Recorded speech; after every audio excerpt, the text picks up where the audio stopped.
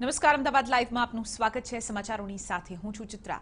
સુરતમાંથી Bharatiya Janata party ફરી Darshana જરદોશને ticket આપી છે, તો કોંગ્રેસ તરફથી અશોક અધેવાડા ઉપર પસંદગી ઉતારવામાં આવી છે। દર્શના જરદોશ સુરતથી બીજી વખત સાંસદ રહી ચૂક્યા છે। આ વખતે ત્રીજી વખત ભાજપાની ટિકિટ સાથે ચૂંટણી લડી તેઓ સાંસદની હેટ્રિક રચવા તૈયાર છે। જરદોશે ફરી પસંદગી થવા પર ભાજપા હાઈકમાન્ડનો આભાર વ્યક્ત કર્યો। તેમણે જીતનો વિશ્વાસ વ્યક્ત કર્યો કે સુરત બેઠક જ નહીં, સમગ્ર ગુજરાત અને સમગ્ર દેશમાં ફરી ભાજપાની સરકાર રચાશે અને લોકો પીએમ મોદીની વિકાસની રાજનીતિમાં વિશ્વાસ મૂકશે। ભાજપામાંથી ફરી ઉમેદવાર તરીકે પસંદગી થતા દર્શના જરદોશના સમર્થકોમાં આનંદની લાગણી વ્યાપી।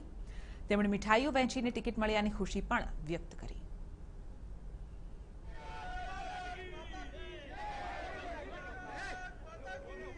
સુરત લોકસભાના ભારતીય જનતા પાર્ટીના ઉમેદવાર તરીકે ફરી એક વખત દર્શના જરદોશની પસંદગી કરવામાં આવી છે।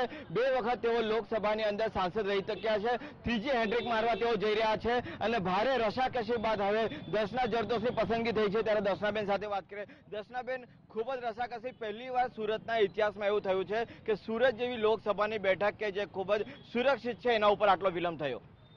સુરતની જનતા નરેન્દ્રભાઈને ખૂબ પ્રેમ કરે છે અને એમના પ્રેમ વારંવાર એમણે બતાવ્યો છે, એટલે કેન્દ્રીય નેતૃત્વ દ્વારા જે કંઈ આજે આ નિર્ણય લેવાયો તે બદલ હું સૌનો ખૂબ ખૂબ આભાર માનું છું। અને અગાઉ બે વખતની જેમ જ ફરી પાછા જ્યારે નરેન્દ્રભાઈ સાથે વિકાસની રાજનીતિ કરવાની તક મળી છે ત્યારે ચોક્કસ એમણે મૂકેલા વિશ્વાસને હું પૂર્ણ કરવાના પ્રયત્ન કરીશ। અત્યારે જે પ્રકારની વાત હતી કે નરેન્દ્ર મોદી પણ અંતિમ ઘડીએ આવી શકે, કારણ કે એટલો બધો વિલંબ થયો કે અનેક પ્રકારના તર્ક વિતર્ક થઈ રહ્યા હતા। તમે પોતાને કેવી રીતે જોઈ રહ્યા હતા કે મારી ટિકિટ આવશે કે કેમ? નરેન્દ્રભાઈની સીટ છે। નરેન્દ્રભાઈ ગુજરાતમાં 26 સીટ પર એક જ ઉમેદવાર છે નરેન્દ્રભાઈ, અને હું તો કહું આખા ભારત દેશમાં, કારણ કે અમને જ્યારે ગયા વખતે પણ જે મત મળ્યા છે એ નરેન્દ્રભાઈને પ્રધાનમંત્રી બનાવવા માટે ને હવે પણ ફરી પાછા નરેન્દ્રભાઈને બીજી વખત પ્રધાનમંત્રી બનાવવા માટે જ્યારે અમે સૌ કટિબદ્ધ છે ત્યારે સૌ ભેગા મળીને મજબૂત સંગઠનને આધારે અમે સુરતને ભવ્ય વિજય અપાવશું। જે રીતે તમામ જે સાંસદોના નામ રિપીટ થતા હતા, માત્ર તમારું રહી ગયું હતું, એટલે ઘણી એક સ્ત્રી સહજ સ્વભાવ જે છે એની પણ કેટલીક અસર જે તમારા ચહેરા ઉપર સતત જોવા મળતી હતી અમને। સ્વાભાવિક પ્રક્રિયા છે, પણ મા બાપના સંસ્કાર અને ભગવાન પર આસ્થા તો છે જ આપણને, અને આપણને જે પાર્ટીએ તૈયાર કર્યા છે એના પર પણ ભરોસો છે। એટલે જે નેતૃત્વએ આપણા પર ભરોસો મૂક્યો છે, માન્ય નરેન્દ્રભાઈ, માન્ય અમિતભાઈ, માન્ય વિજયભાઈ, જીતુભાઈ, સૌ ઓમજી માથુરજી, સૌને ખૂબ ખૂબ હું આભાર માનું છું। કઈ એવી ક્ષણ હતી કે હવે એવું લાગતું હતું કે ટિકિટ નહીં મળે?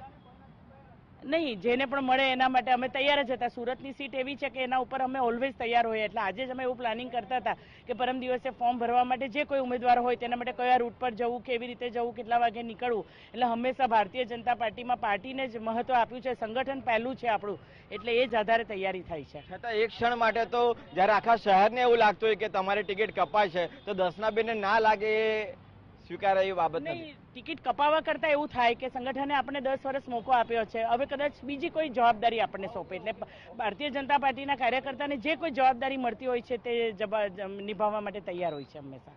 કયા મુદ્દાઓને લઈને લોકોમાં જશો એકદમ ટૂંકમાં? સુરતની વિકાસની રાજનીતિ અને જે રીતે સ્માર્ટ શહેર હવે આગળ વધી રહ્યું છે, જે રીતે નરેન્દ્રભાઈની કૃપાથી આપણે અત્યાર સુધી જે કાર્યક્રમ કર્યા છે એને આગળ લઈને બીજી કોઈ વખત એની વાતો કરશું, પણ સુરત સતત ધબકતું રહેશે। સતત તમે એવું કહેતા હતા કે મને કેમ ટિકિટ ના મળે?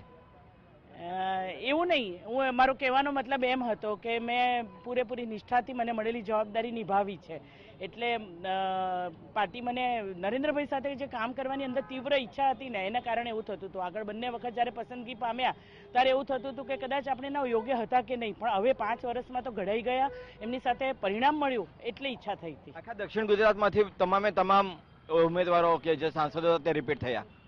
ખૂબ સરસ, અમે આખું ગુજરાતની 26 બેઠક પરથી ભારતીય જનતા પાર્ટીને વિજેતા થવાના છે।